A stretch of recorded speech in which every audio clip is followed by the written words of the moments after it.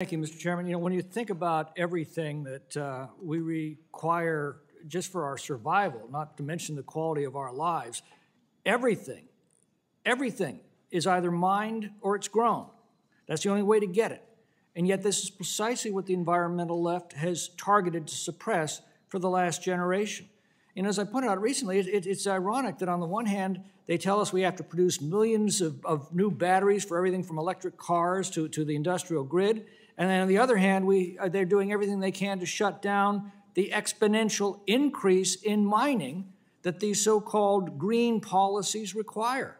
You know, our prosperity requires not only the mineral resources that mining produces, it also requires cheap energy that fossil fuels produce.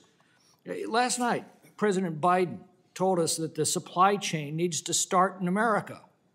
Well, by God, the supply chain starts with the raw materials required to support everything that our economy produces and that every family depends upon for its survival and its comfort and its security. And that's precisely what this administration is bringing to a standstill.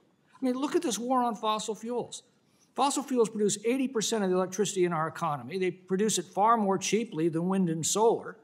Yet the very first act of this administration was to cancel the Keystone Pipeline, which today should be delivering about 800,000 barrels of crude oil every day into American markets. According to a study that was released this week, if the administration had just continued the energy policies of the Trump administration, America would be producing between 2 and 3 million barrels a day more than we are. Instead, we're begging Venezuela and Saudi Arabia to produce more. So much for Made in America. And that's why fossil fuel prices are skyrocketing. You know, if you're upset about record profits for oil companies, that's what's making those record profits possible. When something is scarce, it becomes expensive. When it's plentiful, it's cheap. Trump made it plentiful, and on Inauguration Day, the average price of a gallon of gas was $2.59 a gallon. Today, it's $3.48 and rising. Where the hell do they expect the electricity for their electric cars and trains and stoves to come from? If you deliberately were to set out to destroy the prosperity of working Americans, is there a more effective way to do that than dramatically restrict mining and drilling and then divert these limited resources from their most economically productive uses to the ideological hobby horses of the woke environmentalist left? Wind and solar are among the most expensive ways to produce electricity. And as Ms. Sagama pointed out, unreliable wind and solar require conventional energy in order to maintain the electrical grid. That usually means running gas turbines at ready reserve in order to switch over the moment a cloud passes over a solar array or the wind falls off. Ms. Sagama, what future do you foresee for our country if these policies continue?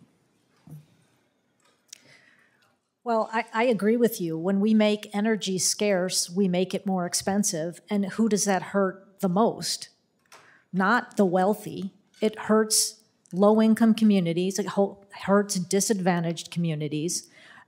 Having access to abundant, affordable energy it's the basis of human welfare. So these policies are impoverishing working Americans, low-income Americans, and at the same time, our friends on the left says they really want to help these folks. Does that make any sense at all? It doesn't make sense to me. And that study you mentioned, we could have 2 to 3 million more barrels a day production here in the United States where it's produced in an environmental manner. That means that we're sending about $100 billion from that same study overseas instead of enjoying the tax benefits of it here. That the taxes that come from oil and gas sustain communities, sustain vital services. It's, what funds the government is, private enterprise. It's productivity, exactly right. The government doesn't finance the private sector. That's the private sector that finances the government, and that's what they're shutting down. I'm reminded of Leo Tolstoy's line. He says, "I sit on a man's back, choking him and making him carry me. And all the while, I assure himself and anyone else who will listen that I'm very sympathetic of his plight, and I'm willing to do everything I can to help, except by getting off his back." I yield back.